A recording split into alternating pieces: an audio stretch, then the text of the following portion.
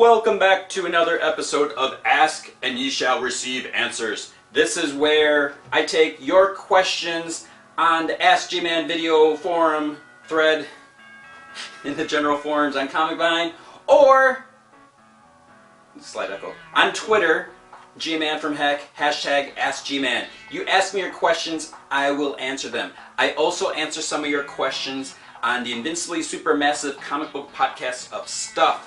So ask your questions and they will get answered. So this week we are going to start off on Twitter using the Ask G-Man hashtag. The K. Mitchell says, is immortality a legitimate superpower anymore since writers can just retcon deaths of the characters they please? This is an interesting question, and I think there's a little bit of yes and no. As far as immortality, just because a character dies and then comes back doesn't necessarily make them truly immortal. Now, in terms of comic book, literature, they, in a sense, they are kind of immortal. I mean, you look at Batman or Superman; they're close to, they're like 75 years old. They've been around close to 100 years. Now, you think about what's going to happen in 25 years when those characters turn 200. When those characters turn 100, I'm not time traveling here. Batman debuted in 1939, so if you think about it, in 2039, still a ways, little ways off. It's not like Batman's going to be that much older. For all we know, there could be another reboot, retcon, or something like that. We're still going to essentially have the same type Batman. I would even go as far as to say, when we reach 2099. Hopefully we will all be there still. Hopefully I'll be there. Maybe. Ooh, I don't know, maybe not. But, at 2099, are we going to have Miguel O'Hara as Spider-Man, or are we still going to have Peter Parker? And I would willing to bet Peter Parker's still going to be around. You look at characters like the Lone Ranger, or Green Hornet, or the Shadow, or Tarzan. All these characters, their stories are still being told. Yes, some of those stories are set in the past, in their own time. But if you think about it, Spider-Man started in 1963. Some time has changed. It hasn't been 50 years. He's not, 65, getting close to retirement. Things are going to, slide. You got that sliding time scale. So, in a sense, if you think about it, like, Superman has died. He came back. That doesn't necessarily make him immortal. Batman died, he came back. Spider-Man died, came back. Captain America died, came back. These characters aren't necessarily immortal. Wolverine, is he immortal?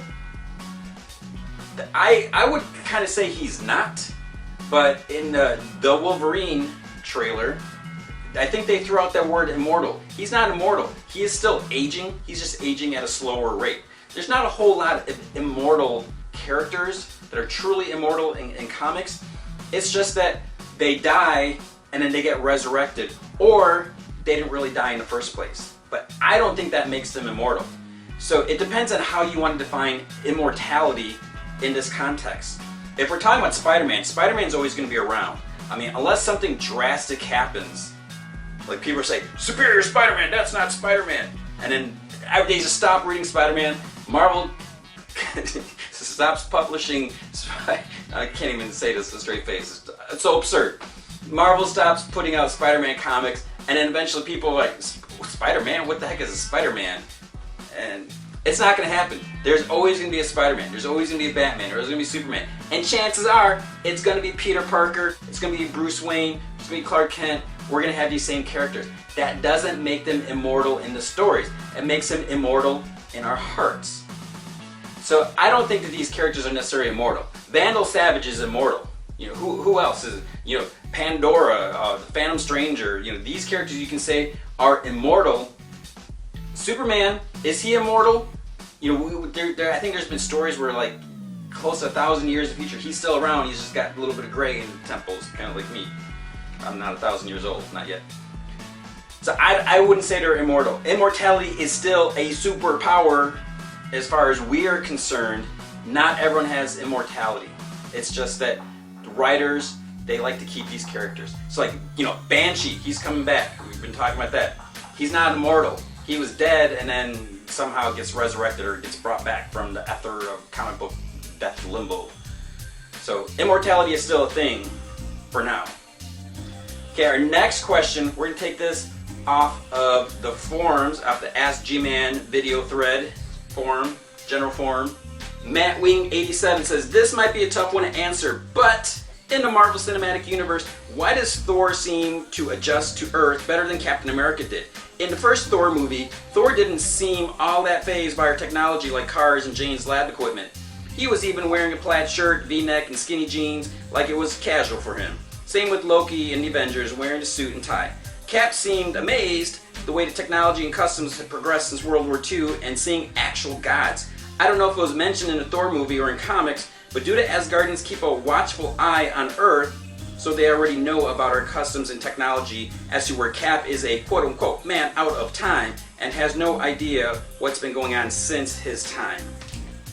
I think kind of in a way you sort of answered this question where, you know, if you think about Thor, now we know, I'm trying to remember if they told in a story where, you know, Thor has been to Earth before. At least in the comics they've shown this story. You know, Thor, speaking of immortality, Thor has been around a long time. So he has been to Earth. How periodic it's been, when was the last time he was on Earth? It's probably been a while, but you know, he understands that things change. Now if you look at the way Asgard was portrayed in the movie, there was a bit of technology there. You know, whether it was magic or technology